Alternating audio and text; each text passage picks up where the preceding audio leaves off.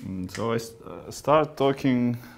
So today my plan is to talk about connected Lie groups, what we can say about them, and more specific about simply connected, because it's important for the relation between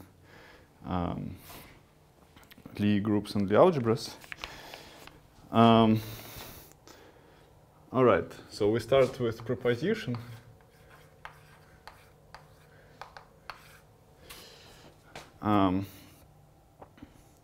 So let G0 be connected component of a Lie group G containing identity.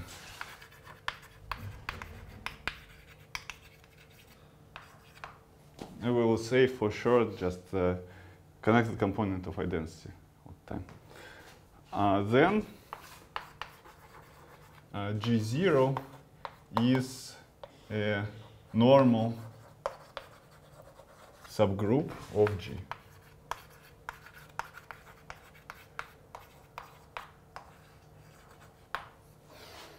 Okay, the proof is easy. Just I need to use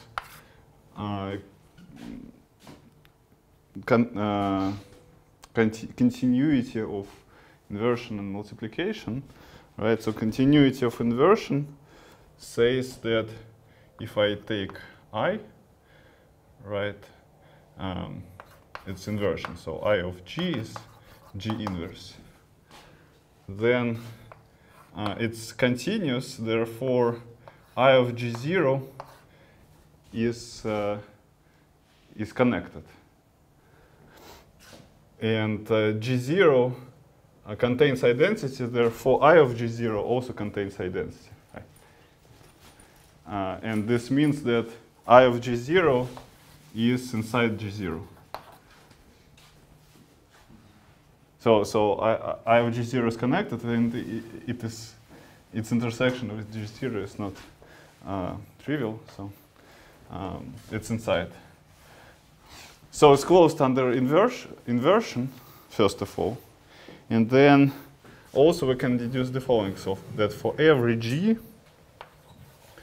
in G0, G0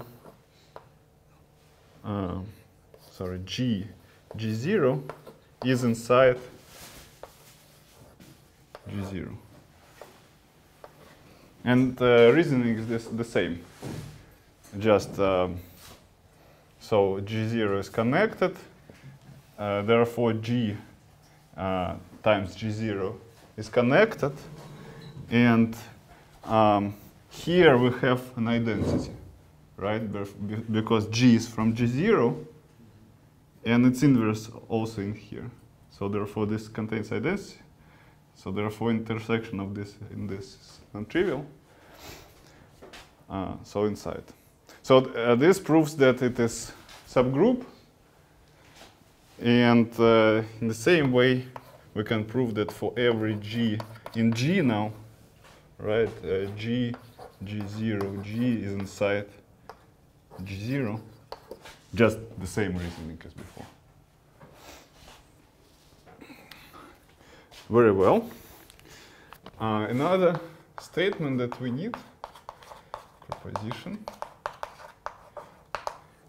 that we already maybe mentioned a couple of times, is that connected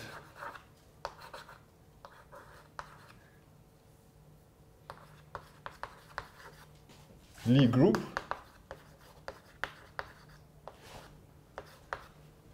is generated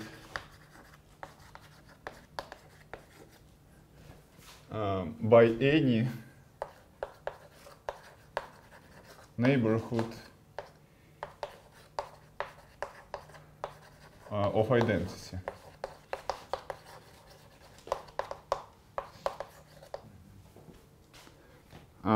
Again, proof is pretty easy. Let's spell it out. So let's take any neighborhood of identity.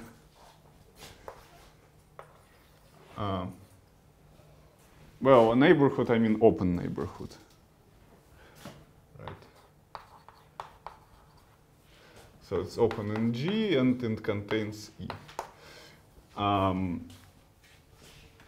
Very well. And let me generate everything by UE, right? A group. Right? Generate means that I consider all possible inverses and products of elements of UE, and then yes. So so let H be subgroup of G generated by UE. Then H, I claim, is open. Open in G. So this is why. Yes, so I can just write H as union of G times UE as G from H, right? Or every point is inside some open subset of this, right? Inside some open subset of G, which actually is contained in H. That's the thing, yeah. Okay, so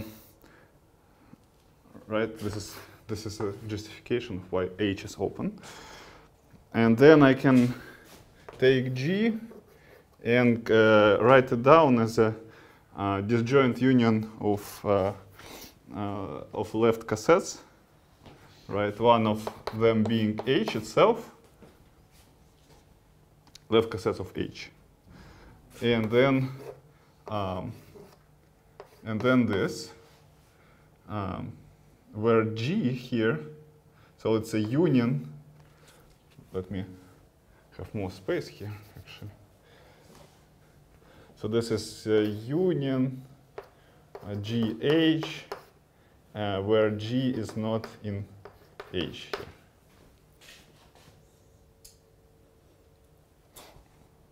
So this thing, of course, is also open in G, right?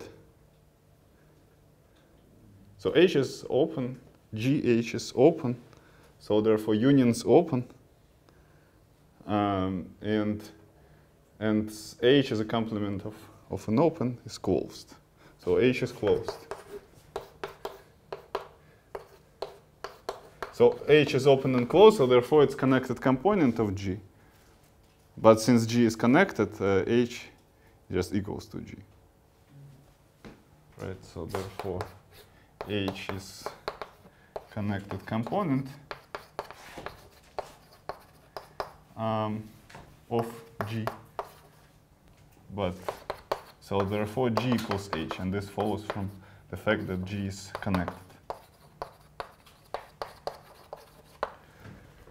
Okay, so we proved what we wanted. Now,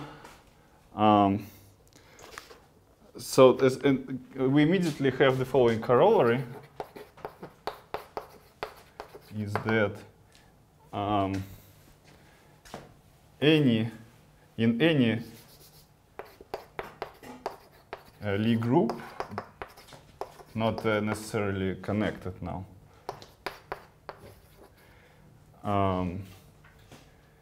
any connected component of identity generates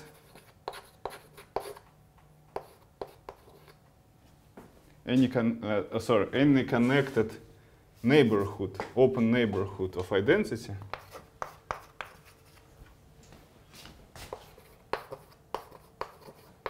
generates the connected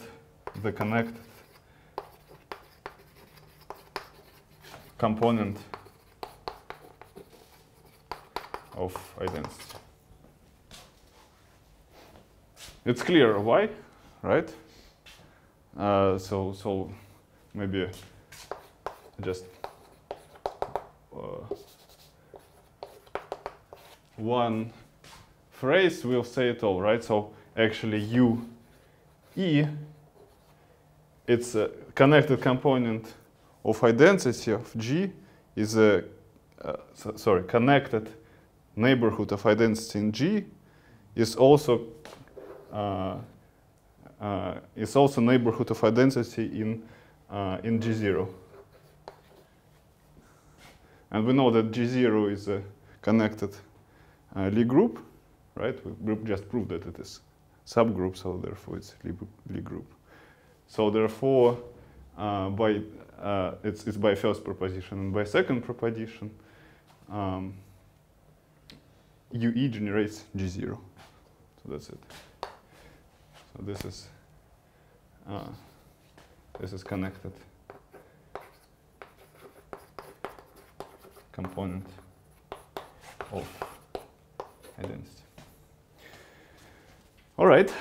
So next. Right. So we introduced this G0. We call it a connected component of identity, but we can also. So since it's a normal Lie subgroup, we can consider quotient, right? And this will be some discrete group.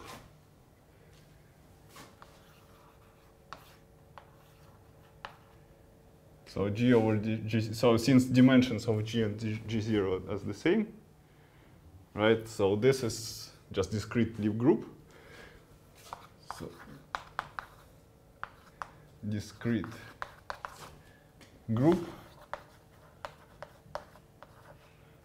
which we will call a group of connected components, right? Called the group of connected components.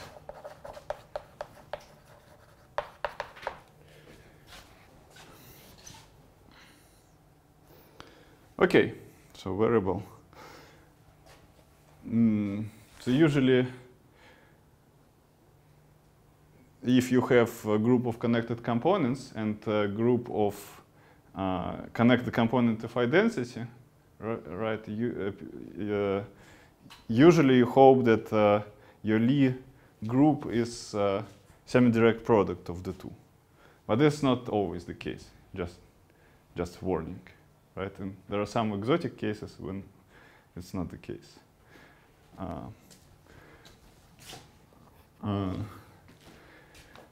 And so this kind of brings the study of our Lie groups to connected, right, in a sense.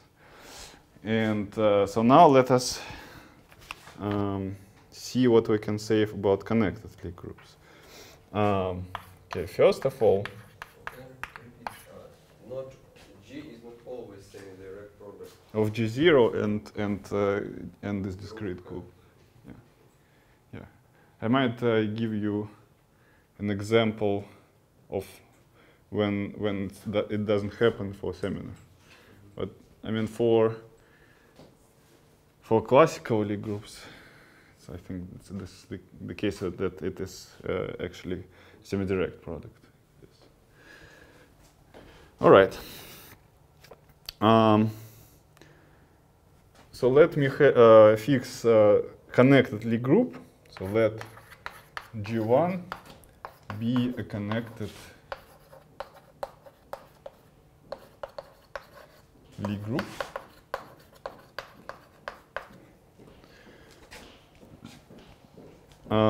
And G2 just any Lie group. Okay. So then I have this map, right, from homomorphisms from G1 to G2 to homomorphisms from Lie algebra of G1 to Lie algebra of G2. right? And this is some map, and explicitly phi goes to d phi, to the differential.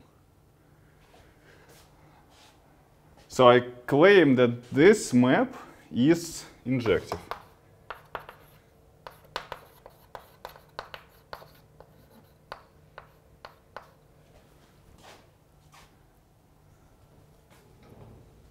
So Daria would say it's what it is, faithful. So we have faithful functor, right? Which is Lie. Simply connected full and faithful. Yeah, we're getting there. Yes. Okay. So let's prove this. So idea is that we need to see that we can recover phi from its differential if the Lie group where I map from is connected. And idea is to use exponential map. So proof is the following. We'd like to have the following, that in some neighborhood of identity,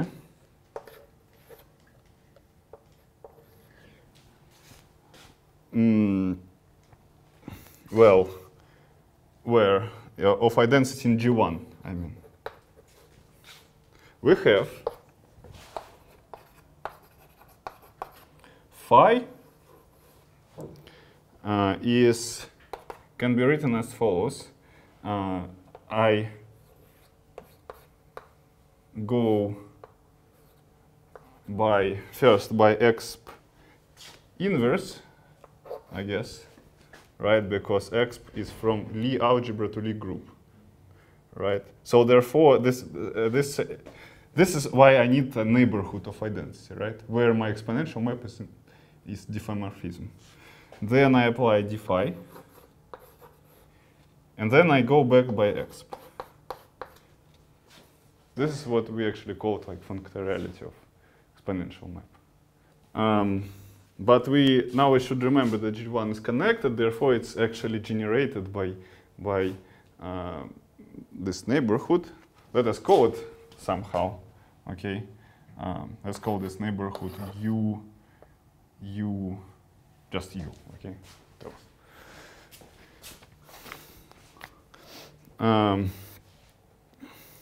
Okay, then for every G in G1, it's written as follows. It's just G is just G1, G2, G, maybe some K. And here we have, for some of them, we might have inverses. So I will denote it like this, right? It's just the fact that G1 is generated by U. And I should write that each Gi here is in U. So it's guaranteed that it will be finite number of G's, yes? Yes, I mean, we don't have infinite products in a group, right?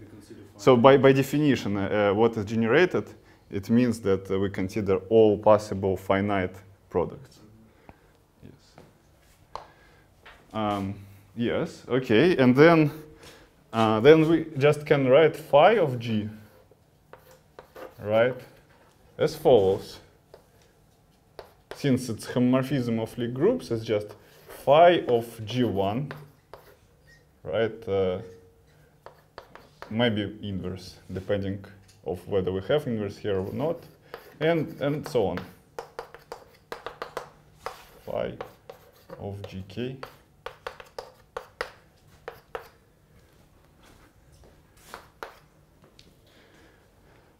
All right.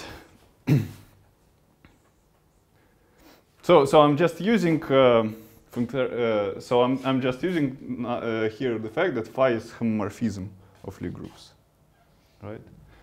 And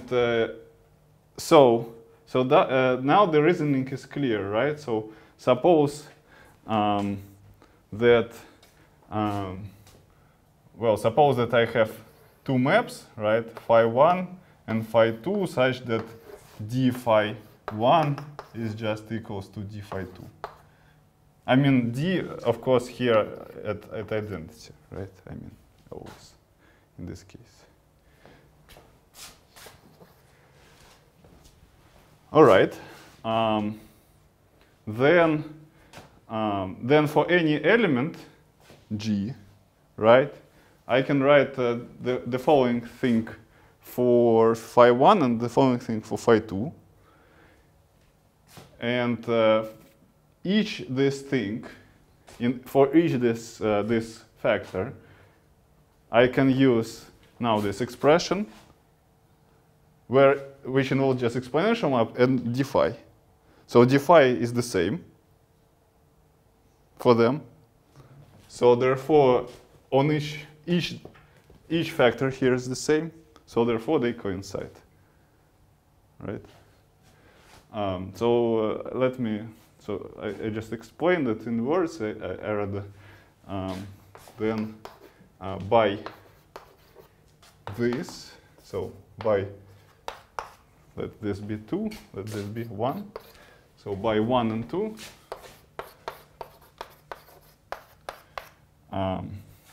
phi 1 equals to phi 2.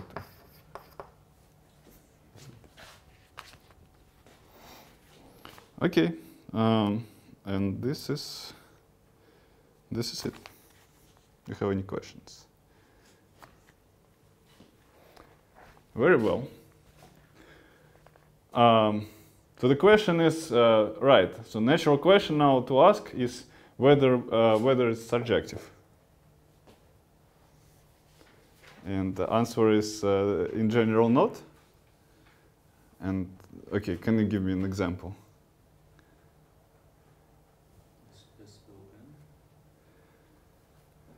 SON. Okay, so what is the map? What is the so you need you would like to give me some map between the algebras, right? Which is cannot be integrated, right, to Lie groups.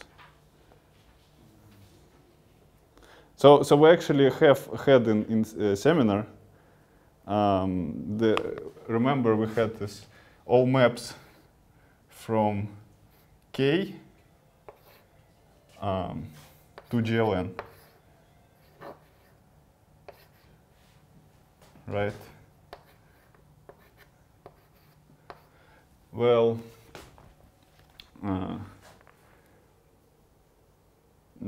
I should say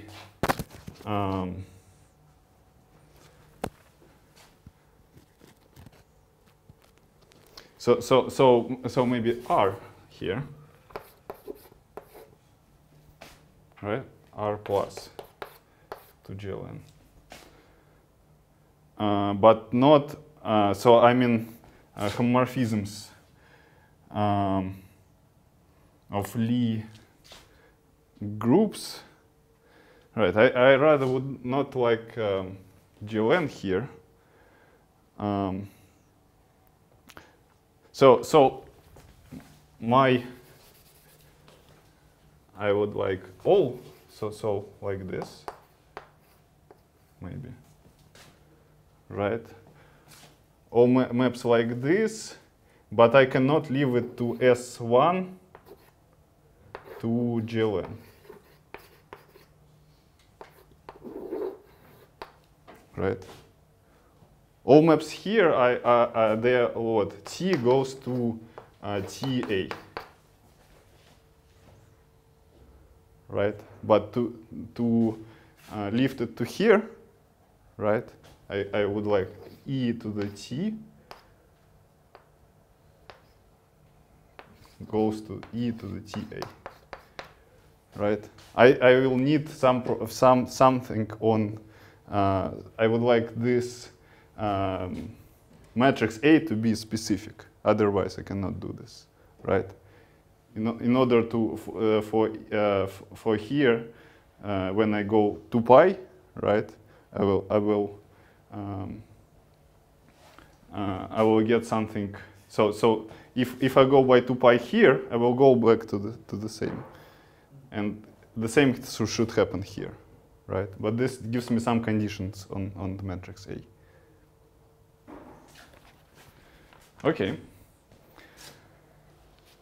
Very well. I guess this can be just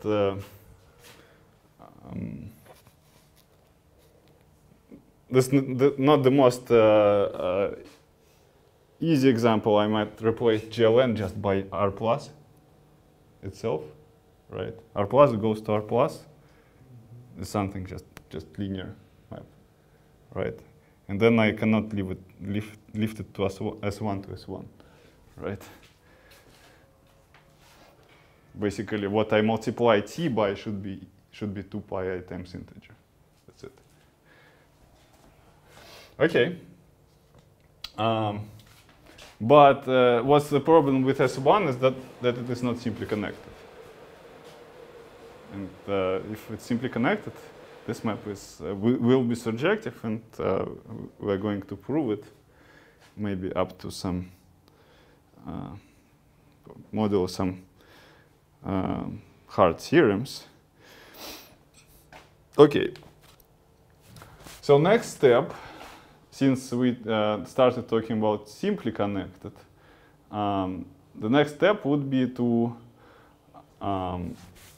talk about a possible Lie group structure on universal cover of a Lie group.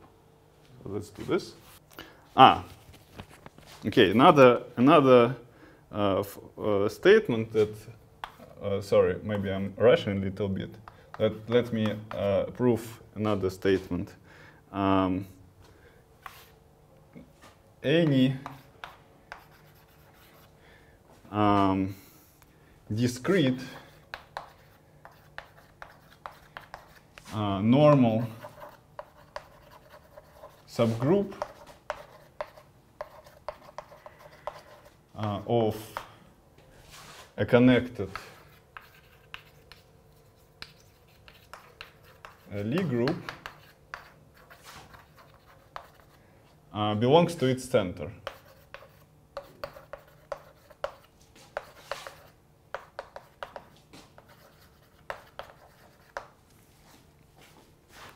This will be useful for finding actually the kernels of the projection from universal cover to the Lie group. It's like this used to Yes, yes. So this 1 and -1 should live in the center, and the center is not so big in SU2. That's actually the whole center. Yes. This is a fun statement to prove. So how it goes? You can do it different ways. So let me denote my normal discrete subgroup in G by so big Lie group is G. This is normal subgroup discrete. So H is discrete.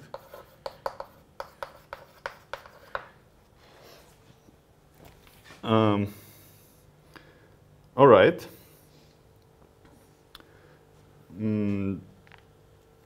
So let me take some G. Okay, so consider G in G. And let me so for any group I can connect it by a path with identity, right? So let G of T, it's a path in G, since G is connected, right? Such that G of 0 is just identity, and G of T is G.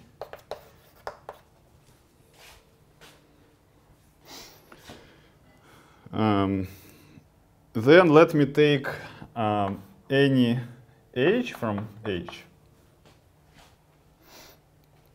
And let me consider conjugation GH G inverse. Right. I would like to see that this equals to H. Right. Then I'm done. So since G is arbitrary here, it will mean that any element H commutes with any element from G. So it's in the center. But so far we know that it is normal. So therefore it's some element H prime in H. So I would like to see that H prime equals to H. But then G, if I consider G of TH G inverse of T.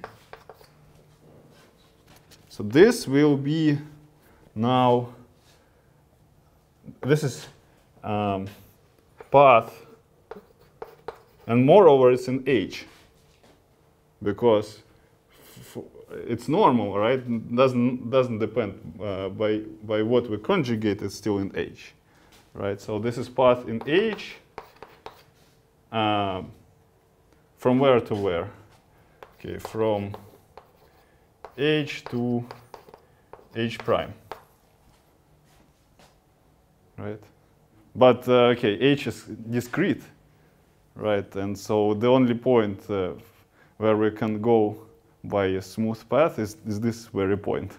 We cannot jump to other one by a smooth path. So it means that H equals to H prime. And that's it. Reminder about covers of a manifold.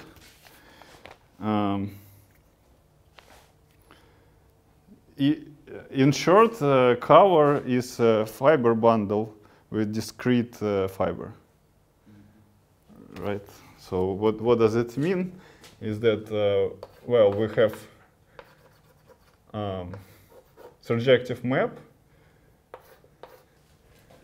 right?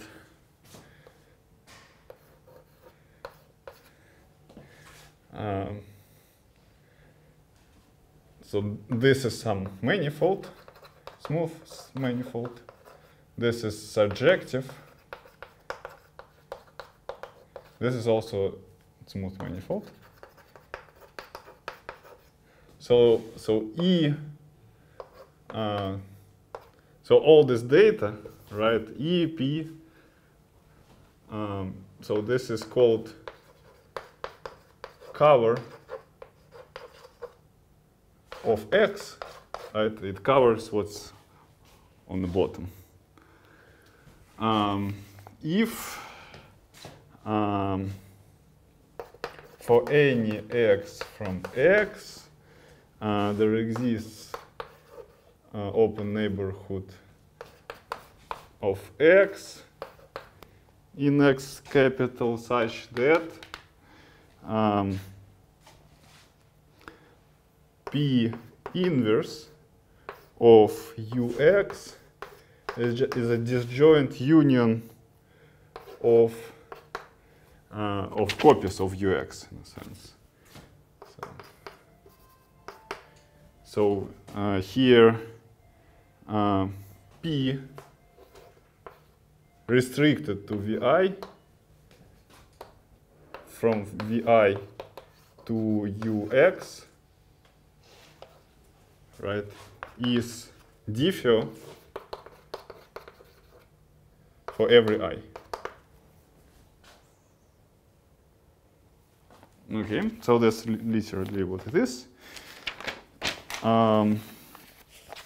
What is important is that we can lift maps from, so more concretely what it means, so lifting of maps.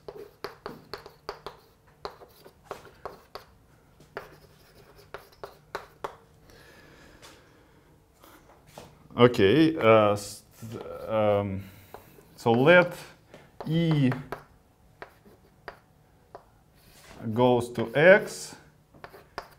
It is, so let this be cover of X. And suppose that I have a map from some other smooth manifold Y to X. So this is smooth map. And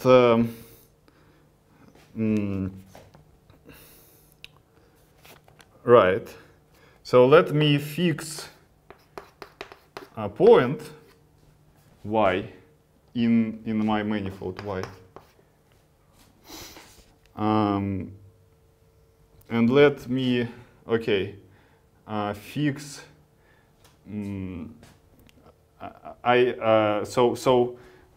Let me denote the image of Y under the map F to be X. So X is F of Y. And then also I need to fix a lifting of this image. Okay, fix X tilde. It's such that, so lifting means P of X tilde equals X. Then there exists unique map F tilde. It is from Y, but now not to the base, but to the E. Such that, well, first of all, the following diagram commutes. Right, Y map to X, this is F, this is my cover, and this is my F tilde. Commutes. And also I should fix that F tilde sends X, sends Y to X tilde. Then it's unique.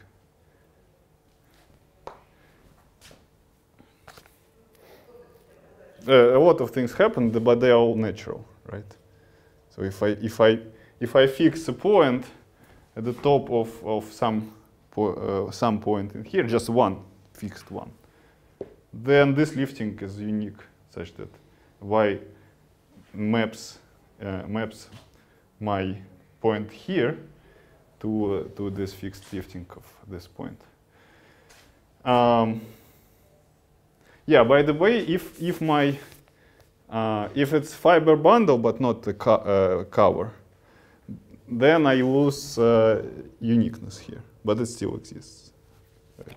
But still, since we have this rigid structure, right, of fiber, right, it's not a lot of points there. Then you have this uniqueness. Let me now say. Let us now recall what is universal cover.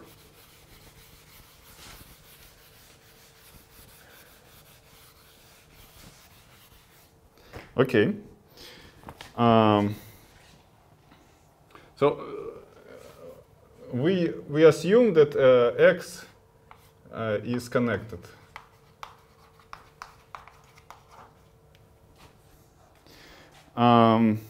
Then there exists simply connected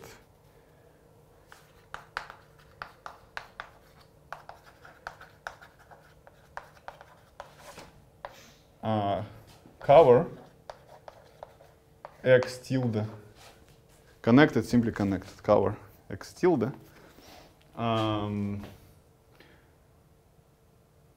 of X. Moreover, because of this lifting property, it's it has a universal property. It's unique, right? Actually.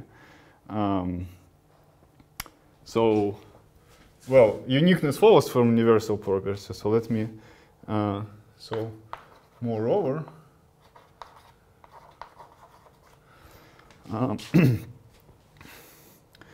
for every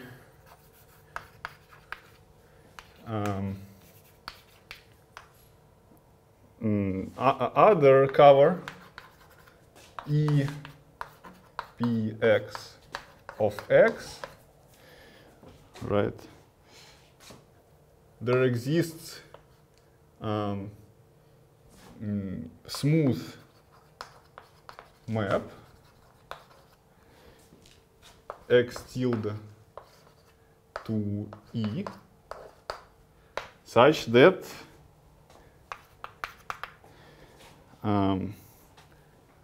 x tilde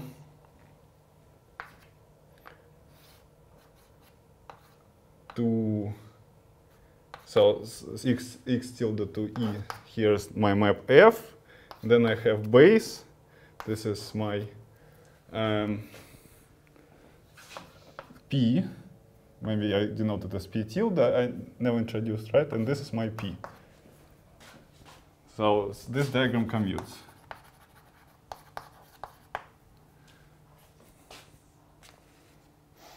So in this sense, it's universal. And moreover, if I have two simply connected, right, then I have two maps into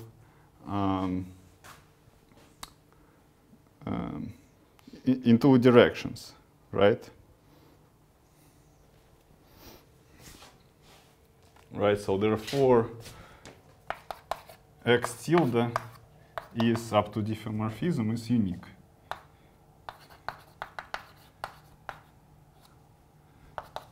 So therefore, and the x tilde is then called the universal cover of x. Okay.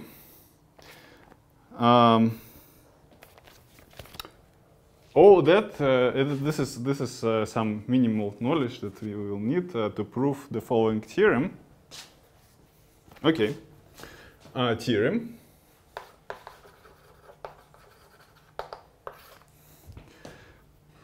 Let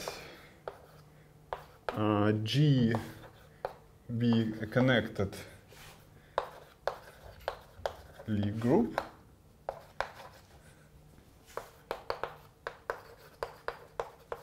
G tilde its universal cover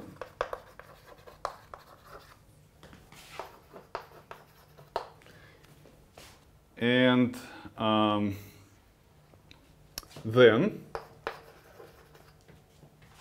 there exists, okay, or there is on G tilde there exists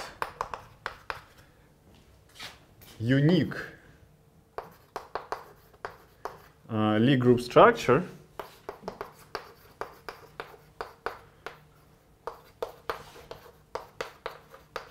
such that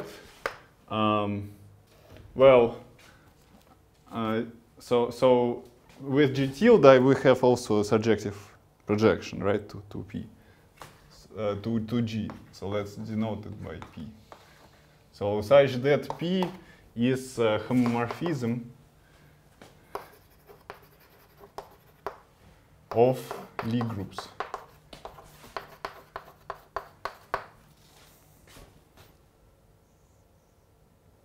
Proof.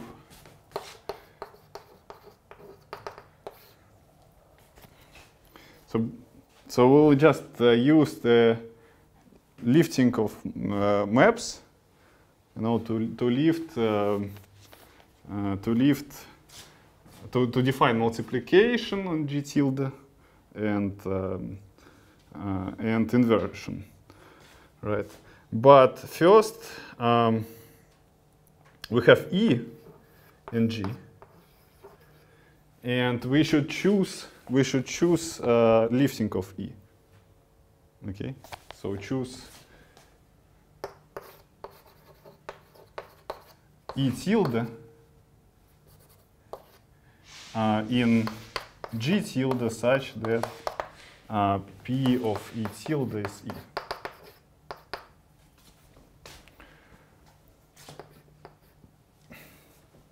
And our construction will depend on this choice, of course. And I said unique here. So, but if I have some other choice, this will be just isomorphic to my old choice. So that's why it's unique up to isomorphism, of course. All right. So let's see. Let me take M tilde to be lifting of the following map, M composed with P times P. Okay, so this is from where to where. Let me maybe draw a diagram here. So I start with G tilde times G tilde, right? Then I go by P times P to G times G. Then I have multiplication here, right? So therefore this map is from here to here. And I have a lifting G tilde of G. Sorry, cover, universal cover G tilde of G, right? So I can lift this map to here. And this is my M tilde. This is what's going on. But I need to fix so such that it maps E tilde. So M tilde of E tilde times E tilde is E tilde. Okay, this fixes this map uniquely. And then with I is the same construction. So I tilde, it's lifting of what? I composed with P, right? I is inversion on G, right? And this is the map from G tilde to G, and therefore I can lift it to the map from G tilde to G tilde. Okay, so let me not draw the diagram, so the logistics is the same as here. So lifting of this such that, of course, we would like to invert E tilde and get E tilde. E tilde, I tilde of E tilde is E tilde. Okay, so we now have two maps. We would like, and they are smooth, of course. We would like to see that group axiom satisfied. And again, checking of like group axioms is the idea is for every axiom is the same. So let us illustrate just one, and others you can do just exercise. For example, we would like to see that that this is actually inverse. So if I apply I tilde and multiply from left or from the right, I will get E tilde. Very well. So so I would like to check. So let's check that m tilde of x I tilde x is the same as m tilde I tilde x, so left inverse, right inverse, right? And this is all E tilde.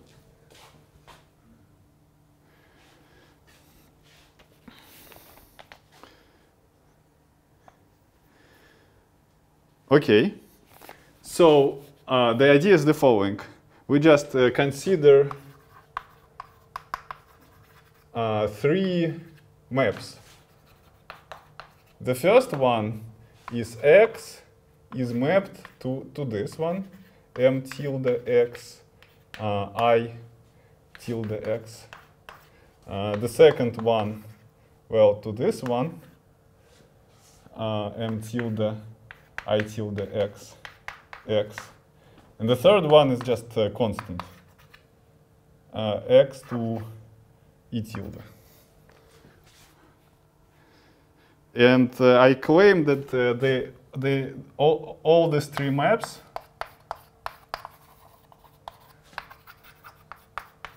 are liftings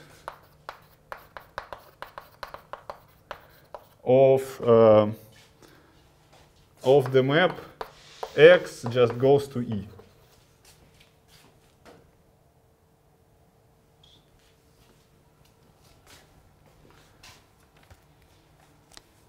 Right.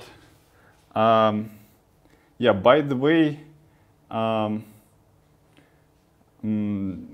so x here lives in where?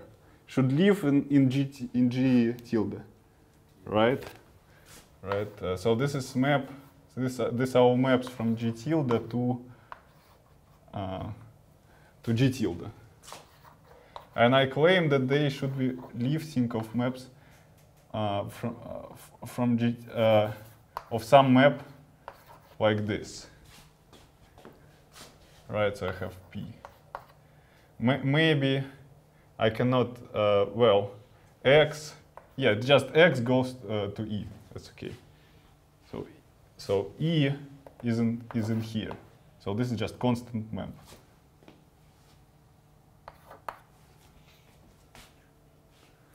Okay. So there are liftings of this such that E tilde just goes to E tilde.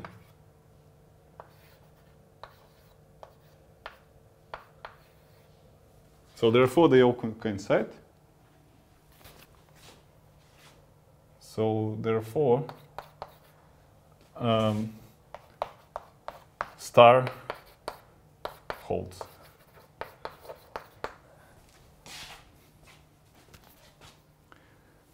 Okay, and so anything else is just you would like to see in a group just can be proven the same way. By the way, so remark.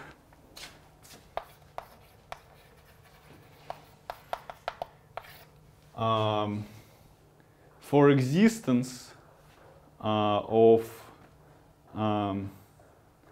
right, and just by construction, right, P is homomorphism of Lie groups, right?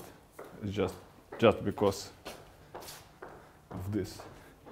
So remark is that for existence of such a Lie group structure, we don't need universality for our color. Actually, we can do it for any color. Right, for existence, we don't need color to be universal.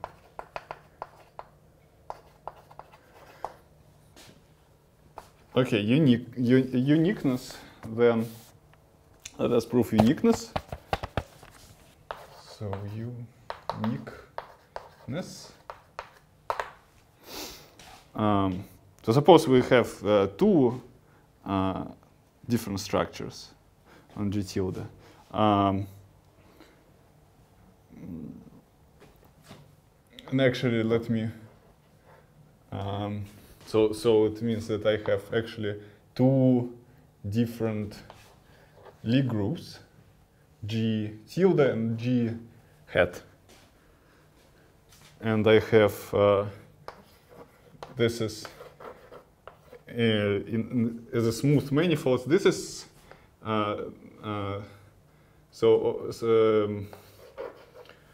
right. So as smooth manifolds, they are of course diffeomorphic, right? Because universal cover is up to diffeomorphism, it's the same. But maybe there are different groups, Lie groups. Sorry, G here, and here I have projection 1, projection 2. So I would like to see that they are actually isomorphic as Lie groups. Okay, how to do that?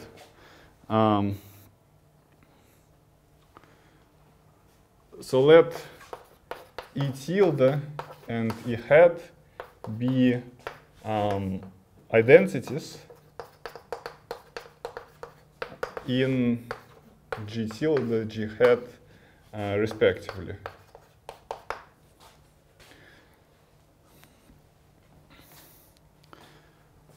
Okay.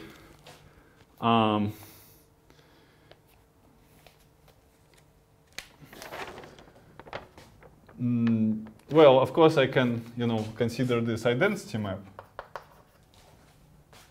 or just make this diagram, triangular. the same thing. All right. So I have map from here to here. Yeah, this is stupid. So maybe let me write it like this: G tilde, G hat. I have G, and I have P1 and P2, right? So I can I have this map. I can lift it, right? And have my map psi.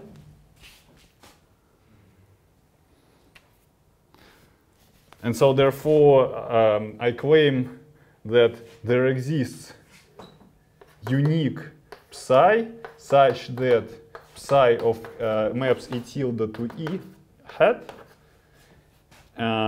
and well, this this diagram commutes, right? Again, the uniqueness of the lifting. Very well. And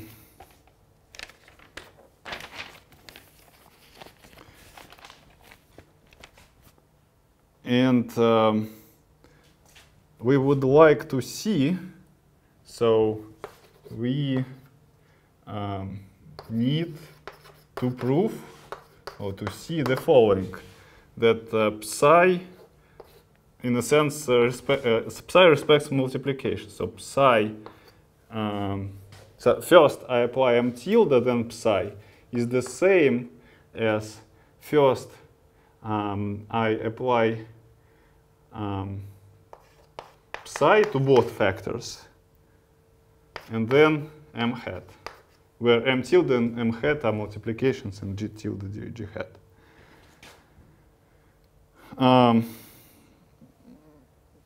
Right, so I just claim that both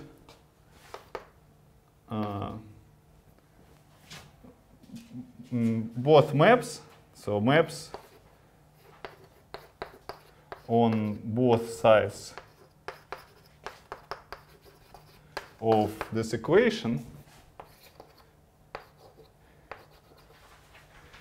are liftings of something of this M composed with P1 times P1.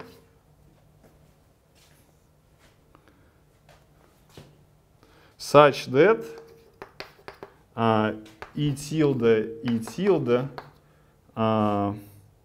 goes to E check, E hat. Sorry. So this is not, I cannot see it right away. Maybe some of you can, but let's be accurate. And so again, the idea is the same, right? So they are liftings of the same map and map fixed point to another fixed point. So therefore they coincide, these two things, and we are done. Now, why the liftings? We just need to draw, I guess, diagrams accurately to see this.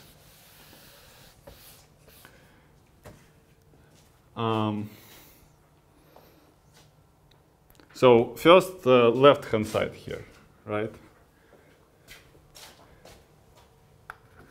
Psi m tilde. So it is a lifting. So first of all, it's from where to where again? It's from G tilde, right? Right, to G hat.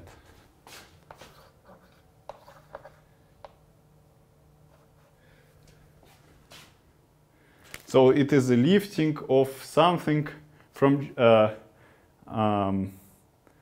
of something from G tilde times G tilde to G, right? So this map. So first I go by P1 times P1. This will bring me to G times G. Yes, multiplication brings me to here.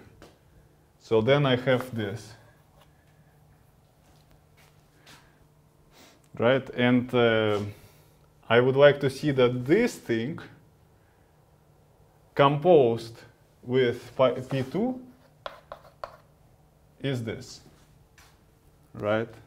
So I have P2 psi m tilde. I would like to see this, but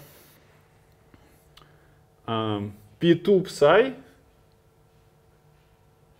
just by definition of psi, right? First I go by psi and then by P2. It's P1, right? So this is actually P1 m tilde.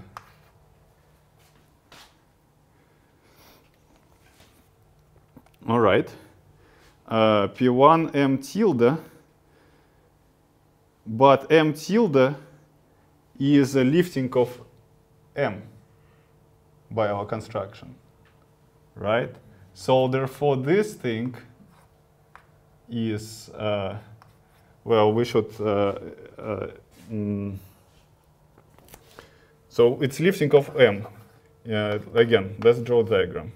It will be easy. So I have G tilde goes to G tilde by M tilde. And here downstairs I have G times G, right, goes to G by M. And then I have P1 times P1. And then I have this map. Right, M tilde is lifting of this. And here I have P1 again. So M tilde composed with P1 is the same as this. So therefore it's first I apply P1 times P1 and then M. So this is exactly what we need to check, that P2 of CM tilde gives me what I'm trying to prove, that psi M tilde is lifting off this. Now let's do the same trick with the other side. So I have M check, right? Psi. and then I apply P2 to it. I would like to see that this equals to this as well.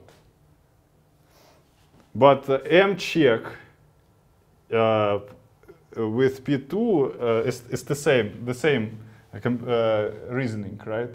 M tilde is the lifting of M tilde is lifting of M, and M hat is lifting of M, but with respect to this P2, right? So therefore, it is M,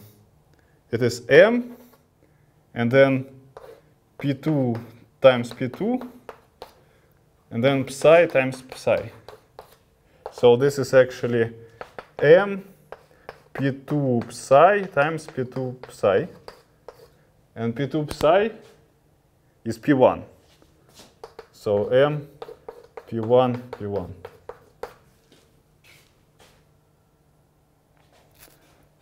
Does work. Okay, so what happened here? We constructed smooth map, which is homomorphism of Lie groups. But now I can do the same and change the role of G hat and G tilde. Right? They play absolutely symmetric roles in here. So this one is also universal cover, right? And so therefore I can now construct another map from G hat to G tilde and do all the same things to see that I have homomorphism of Lie groups from here to here, right? So therefore they're isomorphic.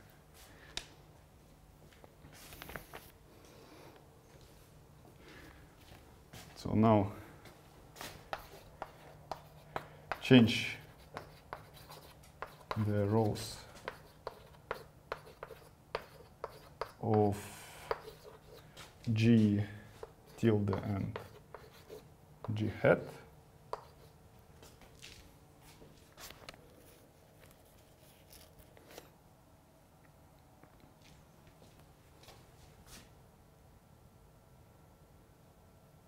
Right. So therefore G hat, G tilde is isomorphic to G hat as Lie groups. Okay.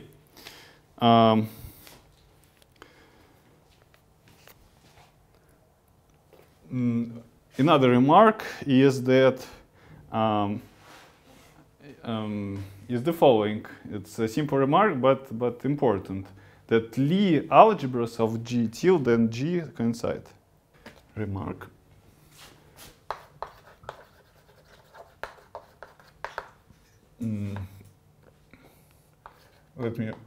So Lie algebras of G tilde and G coincide.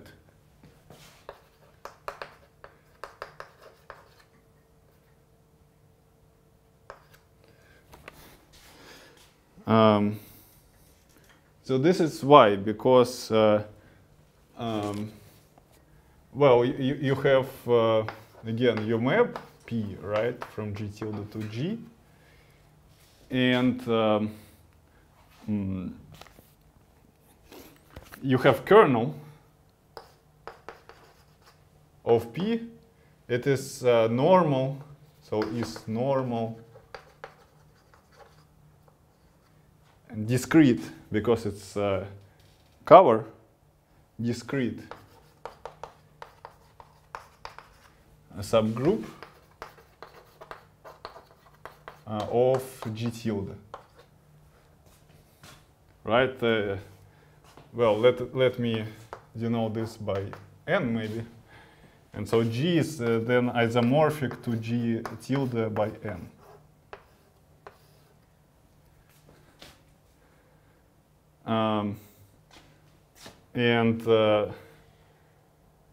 well, on a level of Lie algebras, it means that Lie algebra of G, right, is Lie algebra of G tilde quotient by Lie algebra of N. But Lie algebra of N is just 0 because it's discrete group, right?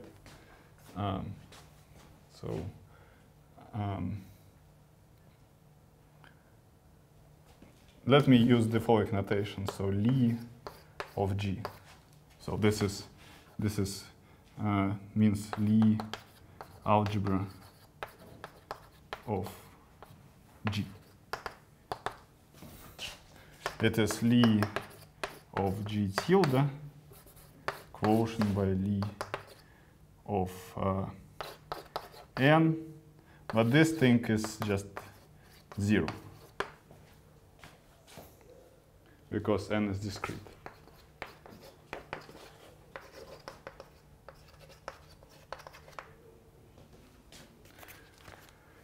Okay, so therefore it equals to Lie G tilde. And moreover, N lives in as we proved, inside the center of G tilde, right?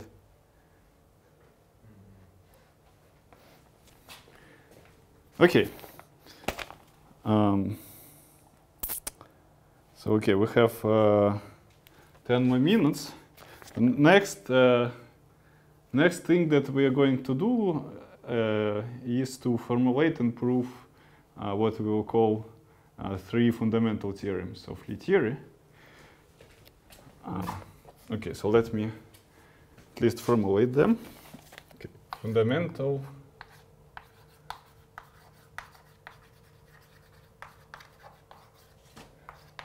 theorems of Lie theory.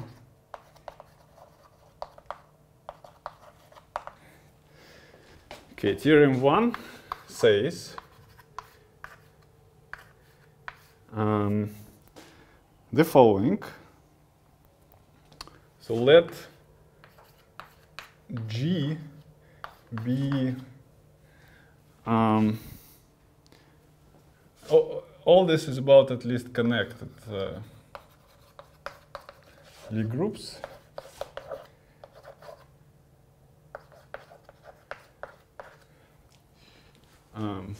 Connected group. Then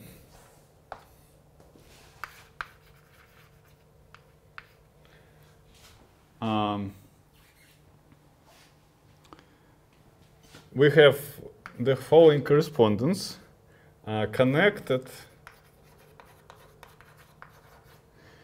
virtual Lie Lie subgroups of G,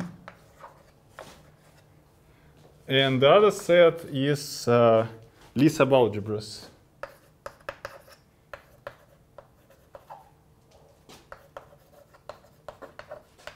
of Lie algebra of G.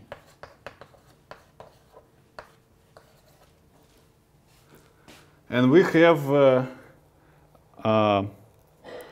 map from where to where, at least. Right, like that. So I think like that. So okay, you want it like this?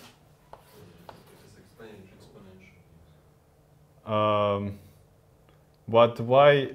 So exponential works only locally around 0. So it's a big deal, actually.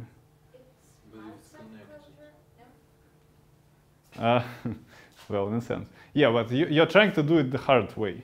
But yeah, this is easier. Yeah, this thing is easier. That's what I don't want you to prove hard theorems on the fly.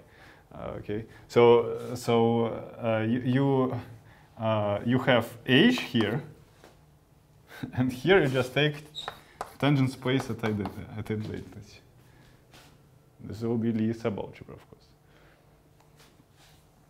All right. But the thing is that you can have the other direction. So the statement goes like this. So let G be connected. Then this correspondence is bijective.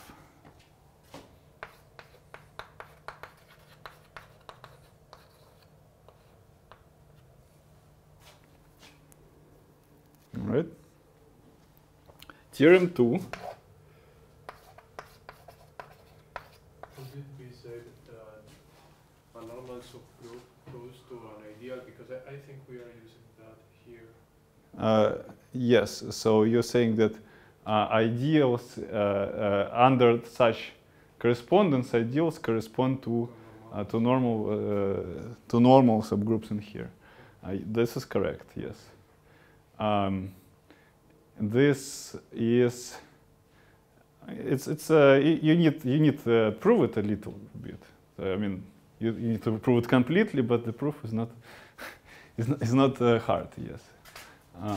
And by the way, in principle, I can, as it is, right? I can erase connected in here. Well, it's still true, right? Just everything will live in connected components of identity. But the thing is that then what you said is true only if I don't erase connected. Yes. Very well. Theorem 2 says that if my G, so let G be connected, simply connected,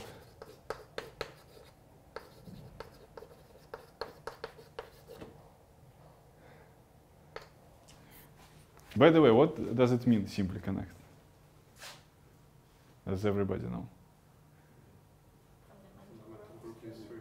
Yeah, fundamental group is trivial. And fundamental group is what?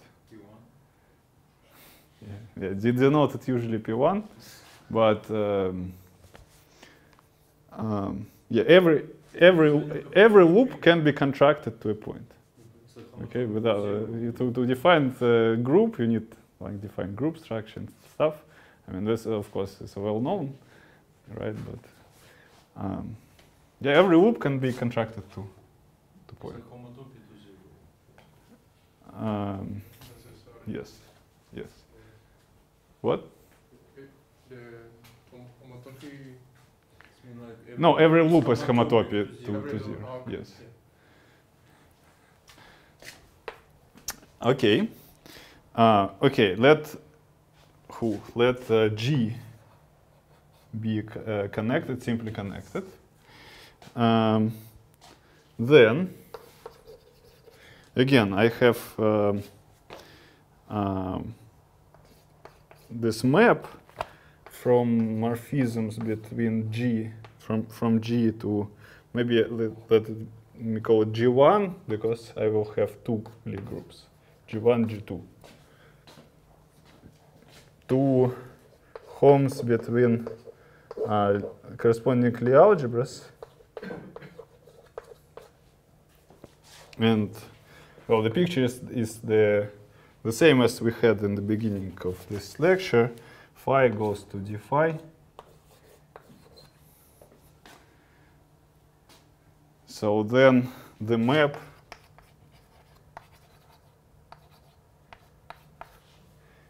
is bijective.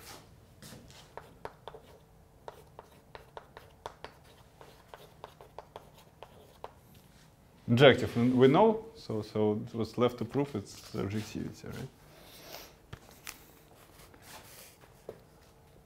right? And third theorem is the following. So we have an equivalence of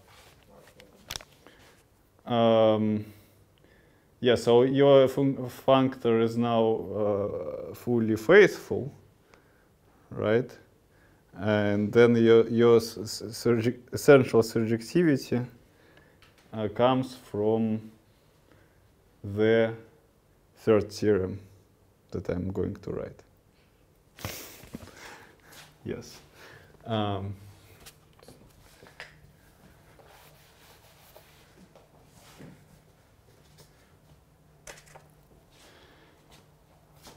Theorem 3 is that for any finite dimensional Lie algebra G, there exists unique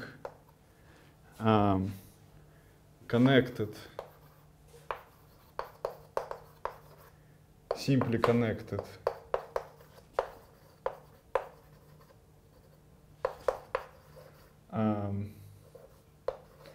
Lie group G such that well, G small is the Lie algebra corresponding to G capital.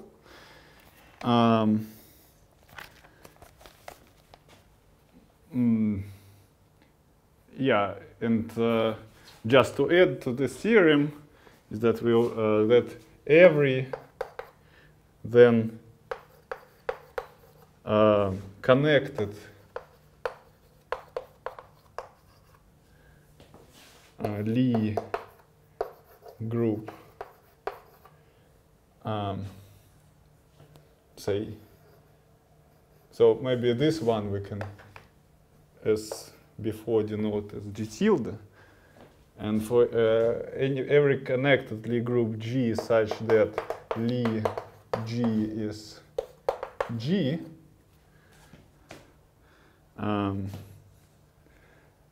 is actually isomorphic to G tilde quotient by gamma, where gamma is a discrete central subgroup of G tilde.